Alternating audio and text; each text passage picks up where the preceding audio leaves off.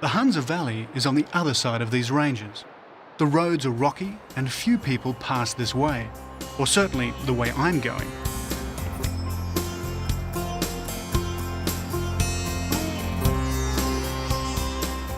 And as I enter the valley, I immediately get a sense of the timelessness I'm looking for.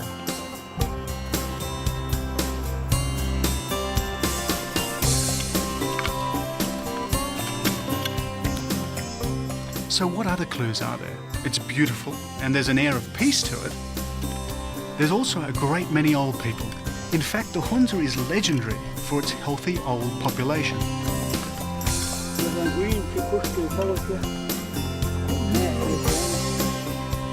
It's said that up here, people regularly live well past 100 years of age, if not older.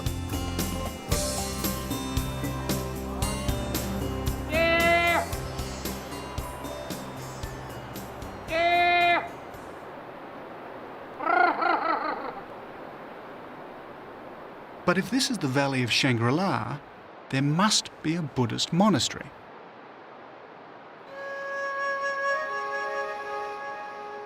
And there it is. At the head of the valley sits a building with a distinctly Buddhist look. A building that fits the description of Shangri-La better than any I'd seen anywhere in the Himalayas. Seeing it first, it was indeed a strange and half-incredible sight. A group of pavilions clung to the mountainside with the chance delicacy of flower petals impaled upon a crag. An austere emotion carried the eye upward to the grey rock bastion above.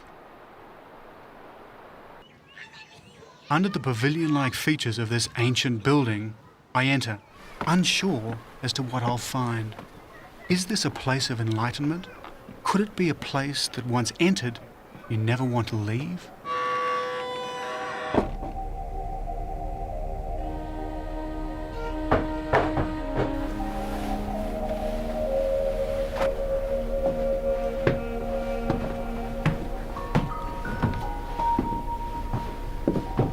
I sense I'm alone, and then again, I'm not sure.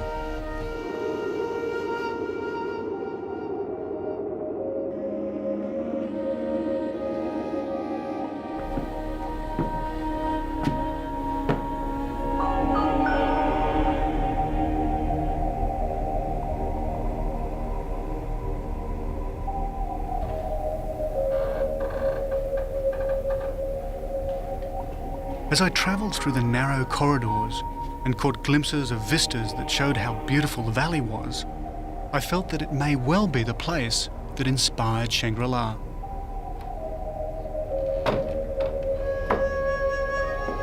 In the book, the travellers who finally arrived at Shangri-La always had a sense that they were being watched, that the monks and other residents never had more than a faint physical presence.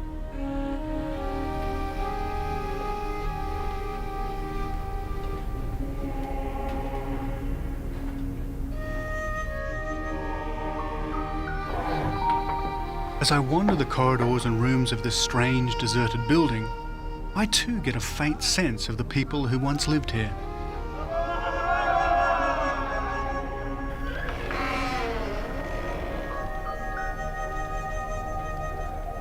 History relates that this fort was built in the 15th century by a family that ruled the Hunza. When a daughter got married, craftsmen came here from Tibet to create the beautiful buildings seen today.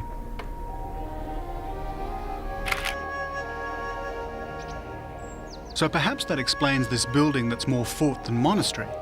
But the question remains, was this the inspiration for James Hilton's fantasy called Shangri-La? As I read on the terrace above the valley, as if by magic, the answer appears. Ijaz is the custodian of this building. He's lived in the Hunza all his life. If anyone knows of its links to the Shangri-La myth, surely he does. Before the arrival of British, this was an independent kingdom. Finally, the British were fearing of a possible Russian movement through this valley down to India. That is why we had a battle with British troops in December 1891. And so what happened after the British came? Did it change? No, until 1938. Probably this was the time when James Hilton, the writer of... So you think he came here? I suppose he came here. So this might have been what he designed Shangri-La as? This might have been an inspiration for writing his famous novel. Yeah?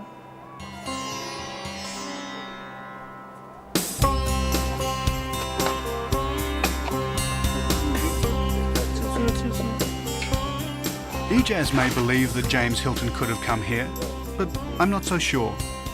Though, it doesn't matter either way.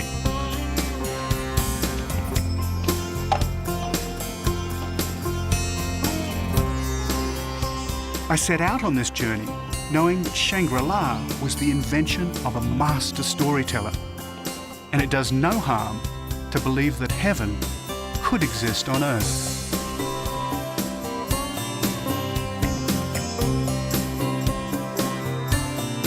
James Hilton believed each of us needed a place like Shangri-La to escape to, even if only in our imagination, a place of hope, a safe haven from the rigours of the world.